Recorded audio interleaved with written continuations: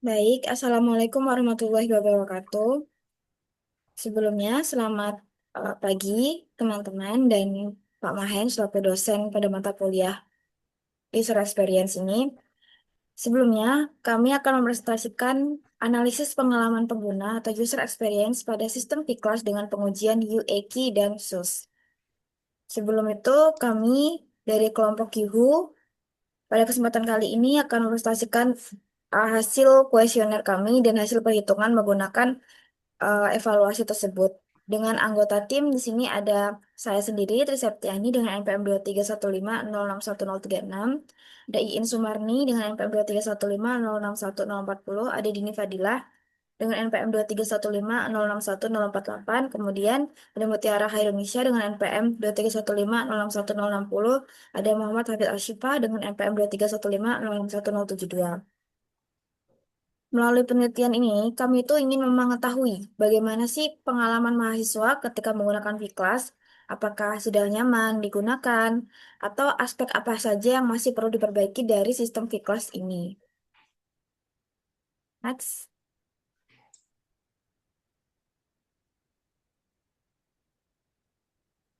Kemudian untuk yang pertama itu kita menggunakan metode UEKI. Nah, apa sih UEKI sendiri? UEKI adalah instrumen pengukuran standar yang digunakan untuk mengukur pengalaman pengguna terhadap produk interaktif secara cepat, efisien, dan objektif. Metode ini tuh banyak digunakan dalam penelitian UX karena pertama, proses pengisiannya itu relatif cepat karena uh, hanya mengisi Likert 1 sampai 7, kemudian hasilnya itu mudah dianalisis, kemudian mampu memberikan gambaran pengalaman pengguna secara objektif. Nah, melalui UEKI sendiri, kita dapat mengetahui bagaimana sih persepsi pengguna terhadap sistem dari berbagai aspek pengalaman pengguna. Karena nanti itu dari UEKI itu memiliki beberapa aspeknya. Next.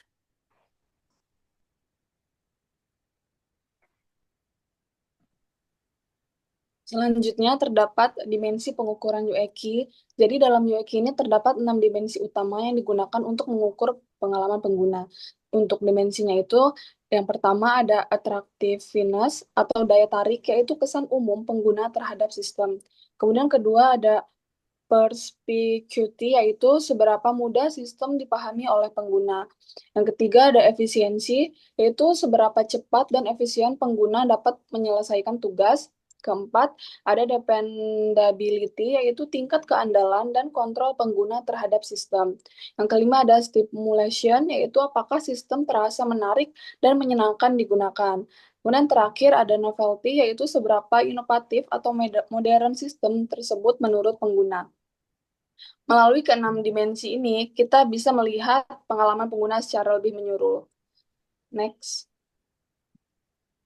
Selanjutnya terdapat metodologi penelitian. Jadi kami di sini menggunakan metode survei menggunakan kuesioner UEKI. Beberapa komponen metodologi penelitian kami adalah yang pertama, instrumen penelitian yaitu menggunakan UEKI yang terdiri dari 26 item pertanyaan. Kemudian kedua, skala yang digunakan adalah skala semantik diferensial dengan 7 poin yang kemudian ditransformasikan ke dalam rentang nilai -3 sampai +3, di mana nilai negatif ini menunjukkan pengalaman buruk dan nilai positif menunjukkan pengalaman yang baik. Jadi yang ketiga ada responden.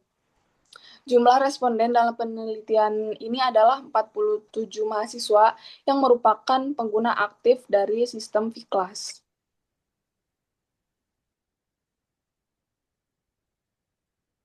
Selanjutnya ini adalah data dari 47 responden pengguna aktif di V-Class. Nah, data pengumpulan awal ini, responden memberikan penilaian dari skala Likert 1 sampai 7. Next. Nah, setelah data terkumpul, langkah selanjutnya yaitu melakukan transformasi data sesuai dengan standar analisis UEQ. Nah, data yang awalnya berskala 1 sampai 7 ini dikonversi menjadi rentang -3 hingga +3. Nah, transformasi data ini dilakukan untuk menetapkan titik netral tepat di angka 0. Nah, dalam skala asli 1 sampai 7, angka 4 ini adalah titik tengah yang seringkali masih ambigu dengan mengubahnya ke rentang -3 sampai dengan +3. Jadi bisa melihat nilai positif di atas 0 menunjukkan kesan yang baik dan nilai negatif di bawah 0 menunjukkan kesan yang buruk. Next. Nah, ini adalah nilai UEQ per responden. Untuk memperoleh nilai ini dilakukan yang pertama itu adalah transformasi skor yang mengubah dari skala 1 sampai 7 tadi menjadi -3 sampai dengan +3. Lalu selanjutnya adalah pengelompokan item dari ke 26 pernyataan dalam kuesioner tidak dihitung secara acak, melainkan dipetakan ke dalam 26 aspek utama dalam UEQ. Nah, misalnya pertanyaan nomor 2, 4, 13, dan 21 ini dikelompokkan khusus untuk mengukur aspek perspicuity atau kejelasan. Lalu selanjutnya adalah menghitung rata-ratanya. Next. Ini adalah nilai UEQ per pertanyaan atau per item, di mana di sini diperoleh, V-Class ini memperoleh apresiasi tertinggi dari skor 1,5 pada indikator mudah dipahami atau understandable, bermanfaat, valuable, dan mendukung suportif. Nah, hal ini menegaskan bahwa fungsionalitas V-Class sebagai alat bantu akademik yang efektif. Lalu terdapat aspek kecepatan slow dengan skor 0,4 serta aspek kebaruan dengan skor -0,5 yang ini menganggap sistem masih kurang inovatif dan memiliki performa kecepatan yang perlu ditingkatkan.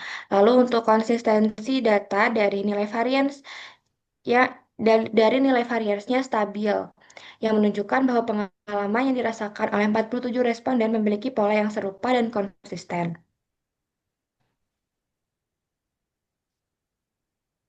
Next. Lalu untuk hasil dari analisis UEQ-nya diperoleh eh, bahwa dimensi perspicity atau kejelasan memperoleh nilai min tertinggi yaitu 0,963 yang menunjukkan V-Class ini relatif mudah dipahami oleh pengguna. Nah, beberapa dimensi lain seperti atraktif, efisiensi, dependability, dan stimulation ini memperoleh nilai di antara 0,548 hingga 0,699 yang termasuk dalam kategori cukup baik. Namun, terdapat satu dimensi yang memperoleh nilai rendah yaitu novelty atau kebaruan yang menunjukkan sebagian pengguna merasa V-Class ini masih kurang inovatif atau kurang memberikan pengalaman baru.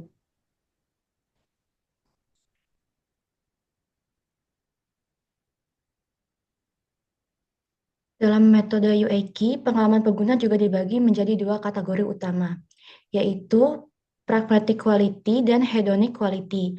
Untuk pragmatic quality itu berkaitan dengan fungsi dan kegunaan sistem, seperti kemudahan penggunaan, efisiensi, serta keandalan sistem. Sedangkan hedonic quality itu berkaitan dengan pengalaman emosional pengguna, seperti apakah sistem terasa menarik, menyenangkan, atau inovatif. Dengan membandingkan kedua aspek ini, kita dapat melihat apakah suatu sistem tidak hanya berfungsi dengan baik, tetapi juga memberikan pengalaman yang menyenangkan bagi pengguna. Kemudian terdapat tabel dari pragmatic dan hedonic quality. Jadi bisa dilihat bahwa daya tarik atau attractiveness memperoleh nilai 0,70 yang menunjukkan bahwa secara umum pengguna memiliki kesan cukup positif terhadap sistem V-Class. Kemudian kuantitas pragmatik memperoleh nilai 0,75 yang berarti dari sisi fungsi seperti kemudahan penggunaan, efisiensi, dan keandalan, sistem V-Class sudah cukup baik. Sedangkan untuk kualitas hedonis memperoleh nilai 0,22 yang menunjukkan bahwa sistem dari sisi pengalaman emosional yang seperti kesan menarik dan inovatif masih relatif rendah.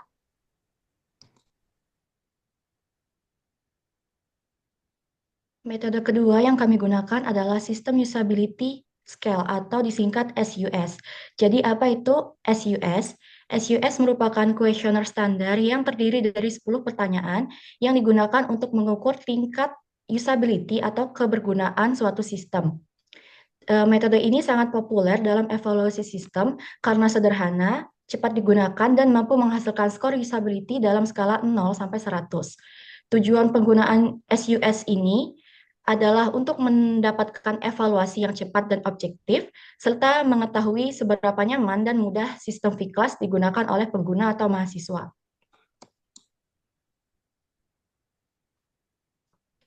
SUS dapat dinilai dari dua aspek utama. Yang pertama, usability, yaitu bagaimana sistem dapat digunakan secara efektif dan fungsional oleh pengguna. Aspek ini berkaitan dengan apakah fitur sistem dapat digunakan dengan baik untuk menyelesaikan tugas pengguna. Untuk aspek yang kedua adalah learnability, yaitu seberapa mudah sistem dapat dipelajari oleh pengguna baru. Artinya, pengguna tidak memerlukan waktu yang lama untuk memahami cara menggunakan sistem tersebut.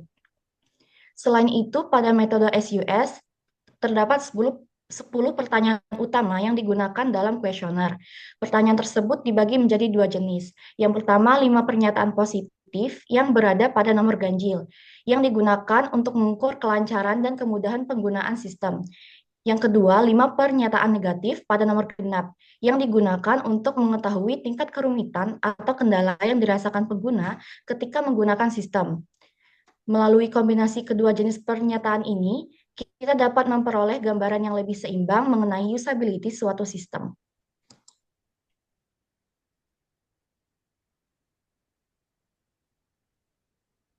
Nah, kemudian di sini terdapat aspek dan pertanyaan evaluasi metode SUS. Nah, di sini ada 10 pertanyaan yang digunakan dalam kuesioner tersebut. Di sini antara lain yang pertama itu saya berpikir akan menggunakan sistem ini lagi. Kedua, saya merasa sistem ini rumit untuk digunakan. Ketiga, saya merasa sistem ini mudah untuk digunakan. Keempat, saya membutuhkan bantuan dari orang lain atau teknisi dalam menggunakan sistem ini. Kelima, saya merasa fitur-fitur sistem ini berjalan dengan semestinya. Keenam, saya merasa ada banyak hal yang tidak konsisten atau tidak serasi pada sistem ini. Ketujuh, saya merasa orang lain akan memahami cara menggunakan sistem ini dengan cepat. Delapan, saya merasa sistem ini membingungkan. Sembilan, saya merasa tidak ada hambatan dalam menggunakan sistem ini. 10, saya perlu membiasakan diri terlebih dahulu sebelum menggunakan sistem ini. Nah, pertanyaan-pertanyaan tersebut harus digunakan sama persis karena sudah menjadi instrumen baku yang dikembangkan oleh John Brook. Nah, jika pertanyaannya diubah, maka nanti hasil perhitungan skor SWS-nya tidak lagi sesuai dengan rumus aslinya.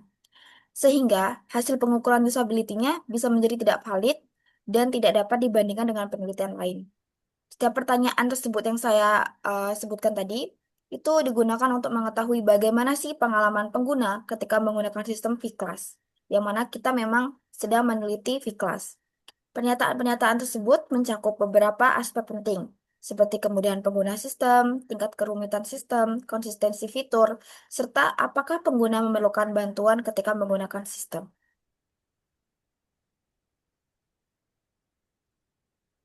Kemudian di sini ada data responden dan hasil mentahnya. Jadi yang ditampilkan pada gambar tersebut adalah hasil kuesioner dari 47 mahasiswa aktif pengguna V-Class Unila, di mana 10 pertanyaan itu dijawab dari rentang skala Likert 1 sampai 5.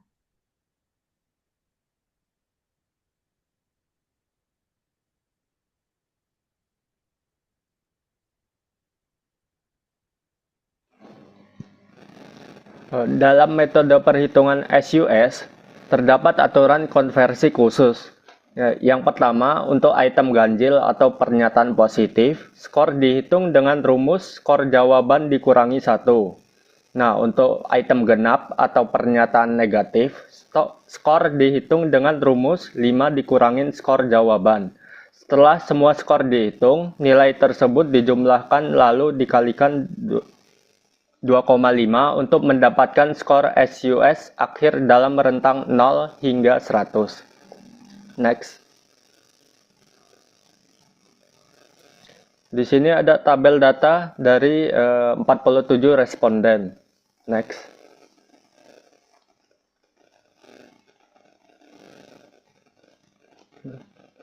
Berdasarkan hasil perhitungan dari 47 responden, diperoleh skor rata-rata SUS sebesar 55.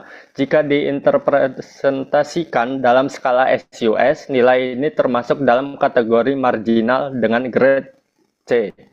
Artinya, sistem V-Class ini masih dapat digunakan, namun pengalaman pengguna yang diberikan masih berada di bawah standar ideal usability. Hal ini menunjukkan bahwa masih terdapat beberapa aspek yang perlu ditingkatkan agar sistem lebih nyaman digunakan. Next. Berdasarkan analisis skor terendah dari kuesioner SUS, terdapat beberapa temuan utama. Yang pertama, pada pertanyaan nomor 9. Banyak mahasiswa merasa masih terdapat hambatan saat menggunakan V-Class, seperti loading yang lama, error saat mengumpulkan tugas, atau server yang tidak stabil. Di kedua, terdapat pertanyaan nomor 10. Mahasiswa merasa perlu waktu untuk membiasakan diri sebelum menggunakan sistem. Hal ini menunjukkan bahwa sistem belum cukup intuitif bagi pengguna baru. Ketiga, pada pertanyaan nomor 6, pengguna merasa terdapat ketidakkonsistenan dalam tampilan atau tata letak sistem. Misalnya perbedaan posisi tombol atau menu pada halaman mata kuliah yang berbeda.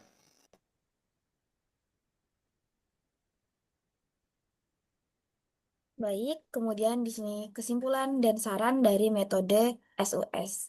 Yang pertama itu, berdasarkan hasil evaluasi kami menemukan 3. Yang pertama ada mengurangi hambatan sistem, di mana fokusnya dari pertanyaan nomor 9 tadi, mengoptimalkan kecepatan loading halaman dan memastikan sistem lebih stabil agar tidak error saat jam sibuk atau tenggat waktu tugas. Kemudian, menurunkan learning curve.